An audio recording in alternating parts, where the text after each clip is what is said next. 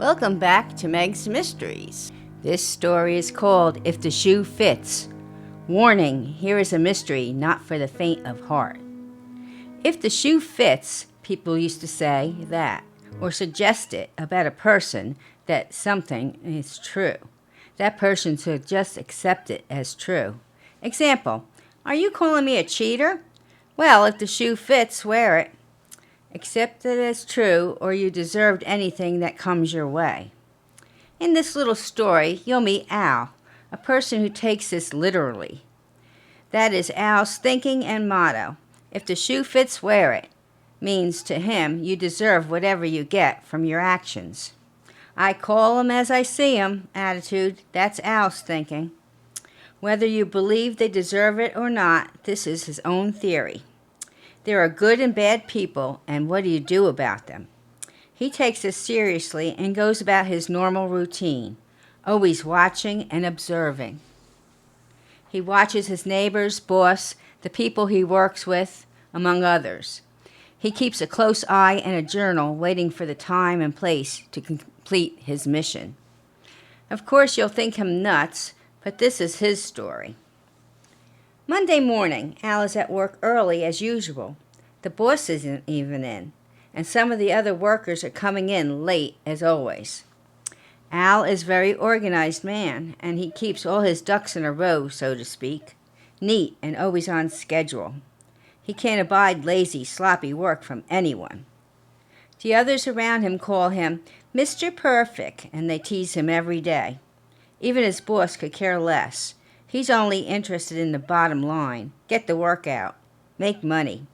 So Al gets ridiculed and overlooked for promotions and such. Never a good job, Al. So he broods and thinks to himself, those people mean nothing, and they'll get theirs in the end. Mr. Wesley is the owner and the boss of Wesley's Fine Shoes, in business for over 25 years. Amy and Agnes Moore, sisters who work on the bench next to Al, Tim O'Brien and Arthur Maines are the employees working the first shift with Al. It's a small shoe factory, and Al's been working here for 20 years. They're all on Al's list and many more that he adds each day. But for now, he thinks and he plans. This will take time to figure out, but he has all the time in the world. A loner, he keeps himself on the sidelines and watches, waiting and planning. Do these people deserve to live? Mean and nasty to others? Gossip and cheaters? Just plain horrible humans. Al thinks, what can go wrong? No one pays attention to me anyway.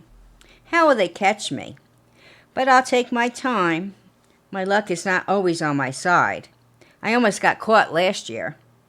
And if I didn't have bad luck, I wouldn't have luck at all, as the saying goes.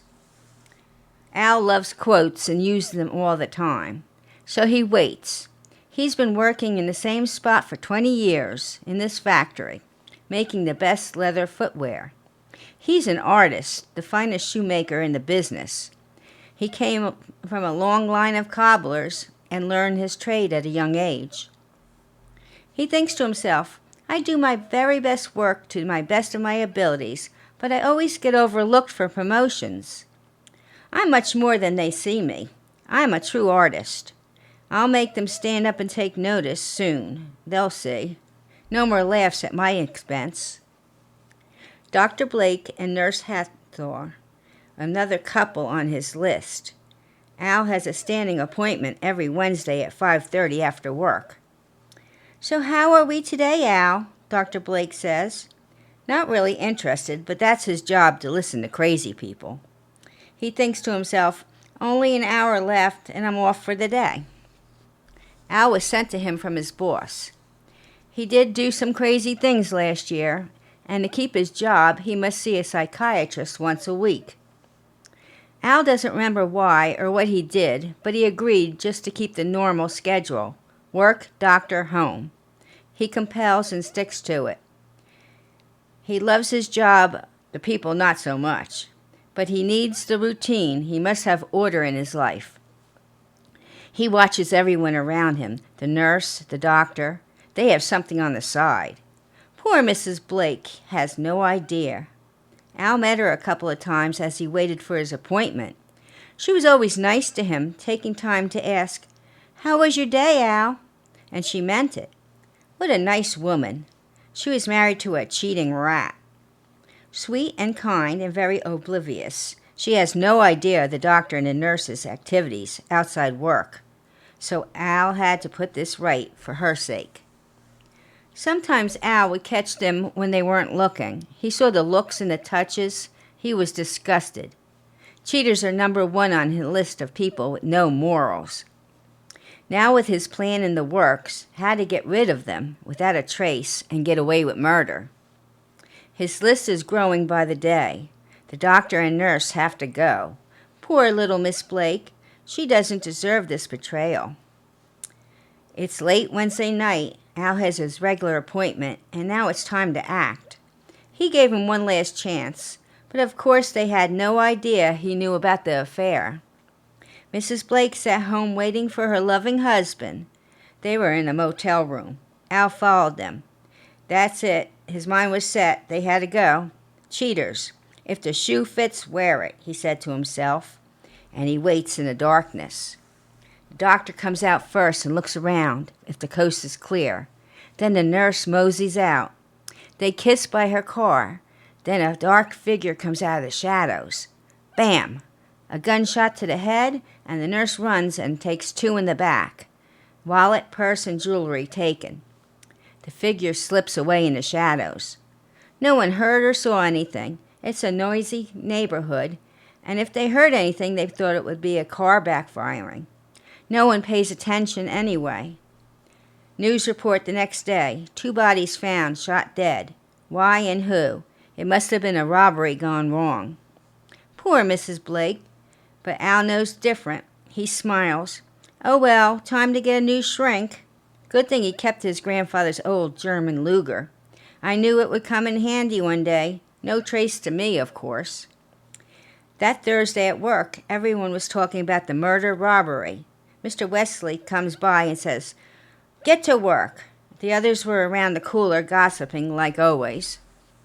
Al was busy at his workbench. The boss walks by, not saying a word. Amy, Agnes, Tim, and Arthur go to work, ignoring Al like always. They think he's a nutcase from what he did last year. They all know he knew the doctor, his own psychiatrist. They overheard the boss talking to him. He must go or else seek help, or lose his job. Agnes finally says, "Hey, Al, wasn't that your doctor?" Al says, not looking at her, "Yes, it's a shame. Now I'll have to find another," and then just keeps working. Tim and Arthur say under their breath, "Yeah, he needs another shrink. He almost caused a fire last year." "Good thing you tackled him, Tim, before he lit that match." He was crazy, yelling, "Hell is waiting for you all." Amy says, "Why did the boss still keep him and not report it to the police?" I'll never know. But he's the best worker here and gets paid hardly anything for his expert work. It's all about the money, I guess, not knowing Al is watching and hearing them. Al heard this. They all think they're so slick under their breath, but I hear everything. I have excellent hearing, he thinks to himself. Gossip away. You love to put people down and talk about them. You know nothing about their lives. And the boss could care less. Just do your work and make money for him. So it's almost time for our next murders. What can go wrong? He smiles. They'll never get me. 2 weeks go by, and they're still the same gossips, and they'll never change. The plan goes into effect. The shoe factory is a small one, only 10 employees, 2 shifts, Al, Tim, Arthur, Amy, and Agnes on the first shift. Then the second shift comes in at 5. The boss comes in around 9 to check on the work of the night's work and get the first shift going. Al comes in early as usual and does his work quietly and leaves at 5, but slips back in and hides in the storage room. No one sees or hears him. He knows now it's the perfect time. No one knows this about him. He's an expert bomb maker. He learned it all online. It's so easy for a well-organized person to learn just how to make anything, even a bomb. You can find anything online these days. It was so easy he put it in the back storage room and he left. He'll use the auto device to set it off in the morning when the first shift comes in. Of course, he'll be late for work for the first time in his life, but it has to be this way. Second shift ends and they all leave. Never did anything to Al. They always said, "Have a good day, Al," when leaving. So they go home safe and sound. He waits till 9:15. Agnes and Amy come in, and then Tim and Arthur. The boss was already there and yells, "Get to work, you're late again." "Where's Al?" Tim yells over the machinery. "Who knows? He's always here first. Maybe he slept in." Arthur laughs. "Well, so much for Mr. Perfect's perfect schedule." On time Al, they called him, and then they all laughed. But not for long. Al watches and waits at a safe spot in the old building across the street. Boom! The place goes up. Fire trucks, police, and onlookers. Al comes up to the crowd running.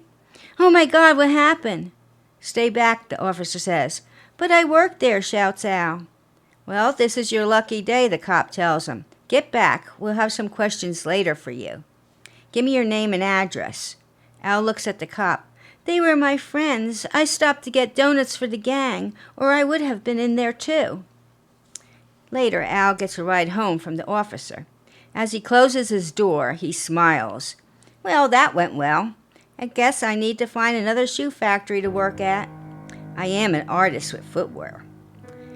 And they'll be glad to have me, or else. So if the shoe fits, wear it. And I guess Al does. He has a talent for reading people, cheaters, gossips, and just plain not nice people. Is he nuts? Well, yes. Will he get caught in the end? Most likely. But I hope it is before he kills again. Murderers do get caught one way or the other. On earth, or they wind up in hell. I hope you enjoyed this story. Come back for more on Meg's Mysteries. Until next time, enjoy your evening.